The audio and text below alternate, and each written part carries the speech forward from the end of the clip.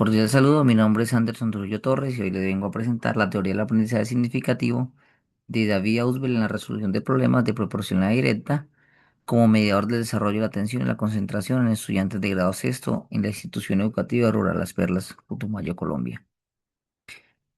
Bueno, nuestros objetivos, pues el objetivo general tenemos analizar cómo las estrategias pedagógicas basadas en el aprendizaje, en la teoría del aprendizaje significativo pueden favorecer el desarrollo de la atención y la concentración en estudiante, en la resolución de problemas de proporcionalidad directa en estudiantes de grado sexto.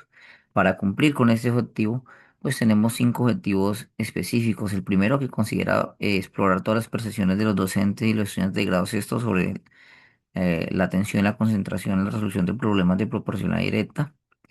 El segundo, caracterizar esas prácticas pedagógicas con relación a lo anterior. El tercero ya es comprender esa importancia del aprendizaje significativo en la resolución de problemas de proporcionalidad directa y cómo influye en el desarrollo de la atención y la concentración.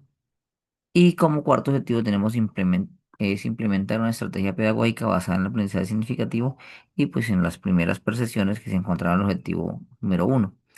Y como último objetivo específico tenemos lo que es examinar cómo esas estrategias de enseñanza y aprendizaje basadas en esa teoría del aprendizaje significativo influyen en el desarrollo de la atención y la concentración durante la resolución de problemas de proporcionalidad directa.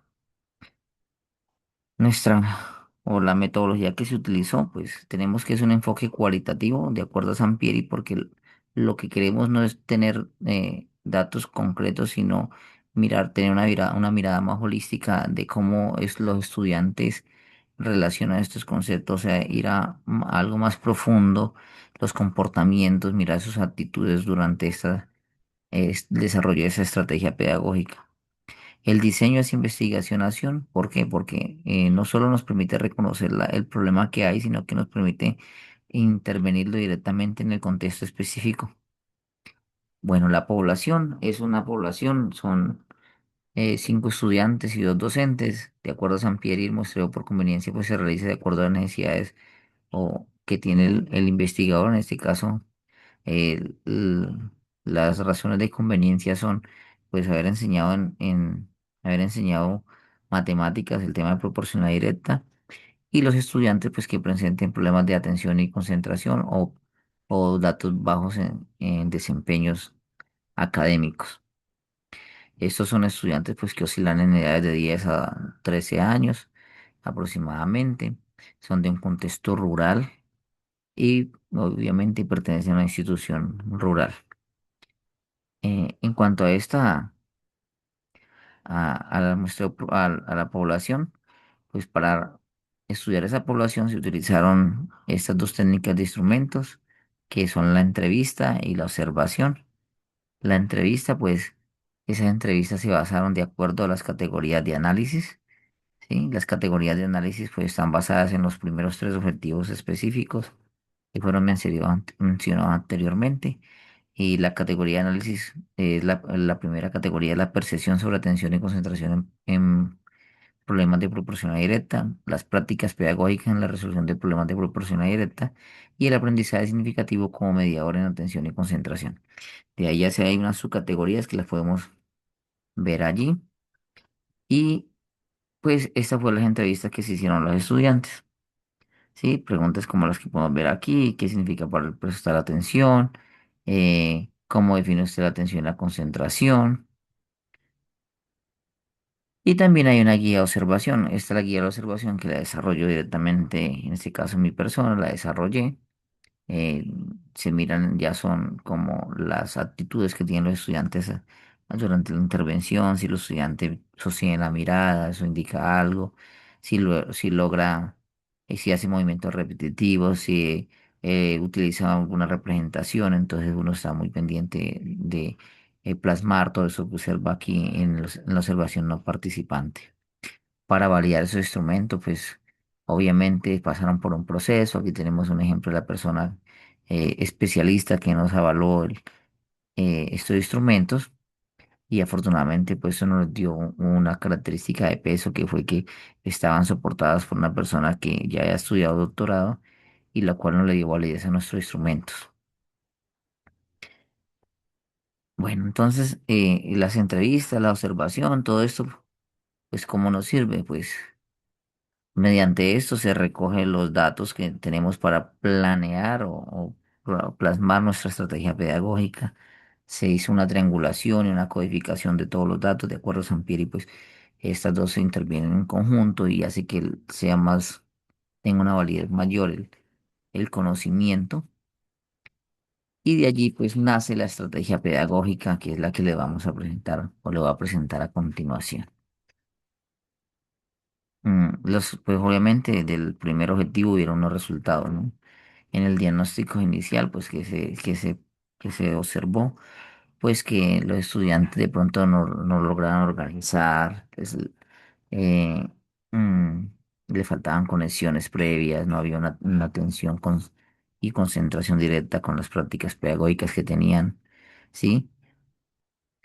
Y pues los docentes reconocían que la contextualización del aprendizaje era muy importante.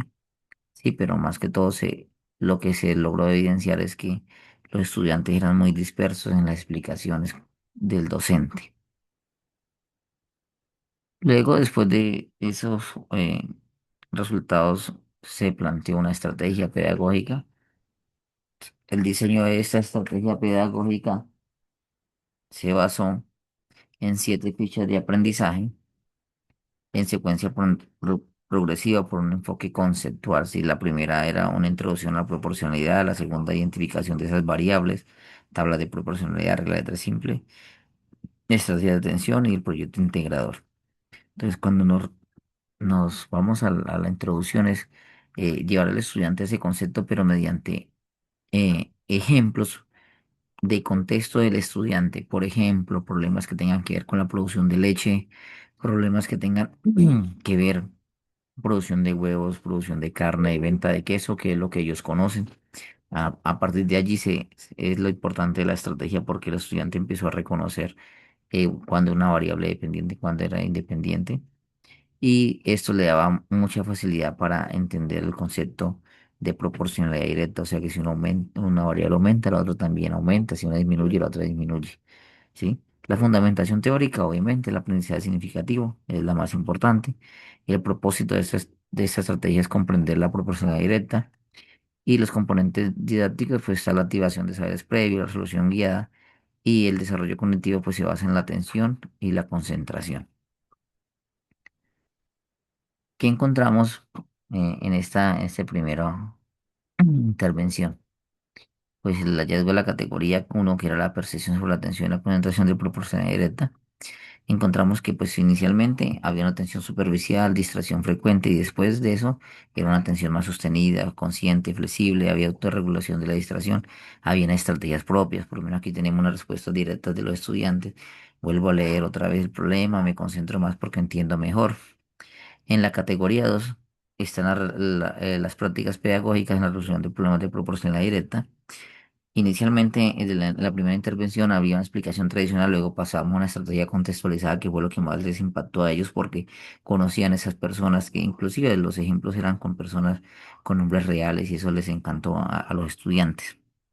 Entonces, aquí dice, a veces hablamos pero nos ayudábamos, o sea, estaban trabajando en equipo. En la categoría 3 que era el aprendizaje significativo como mediador de una atención y concentración, pues había un aprendizaje mecánico. Después de la intervención había una comprensión profunda, mayor motivación, mayor persistencias, ¿sí? Eh, o algo importante que salió de esa respuesta es sí, porque eran como de la vida real, ¿sí? Refiriéndose al contexto. ¿Qué transformaciones encontramos? La primera y la más importante es que había una transformación pedagógica, ¿sí? Pasamos de una práctica tradicional, pasamos de una práctica tradicional a una transformación pedagógica. Hubo una evolución de la atención y la concentración, una mejora en la resolución de problemas, o sea, ya los estudiantes analizaban, organizaban y podían resolver sus problemas y el impacto del aprendizaje significativo, que es lo más importante. O sea, los estudiantes pasaron de un rol pasivo a un rol activo, el estudiante como gestionador de su propio conocimiento. Las conclusiones. Lo primero, que la naturaleza de la atención no es propia del estudiante, sino de las estrategias pedagógicas que podemos nosotros implementar en el aula. Segundo, el rol de las prácticas pedagógicas es muy importante porque de nuestras prácticas pedagógicas depende el aprendizaje de nuestros estudiantes, esa calidad de la enseñanza, cómo son nuestras prácticas para que el estudiante se sienta motivado. Tercero, el aprendizaje es significativo como mediador porque le da sentido al aprendizaje de los estudiantes, porque no es algo disperso, no son ejemplos que ellos no desconocen, sino que los viven en su vida cotidiana. Cuarto, una estrategia pedagógica y intencionada y eficaz es un arma fundamental para la educación, para el aprendizaje. Cinco, resultado y cambio en los estudiantes, una transición de aprendizaje de mecánico a reflexivo, de analítico a práctico, y que su actitud era muy positiva. Muchas gracias.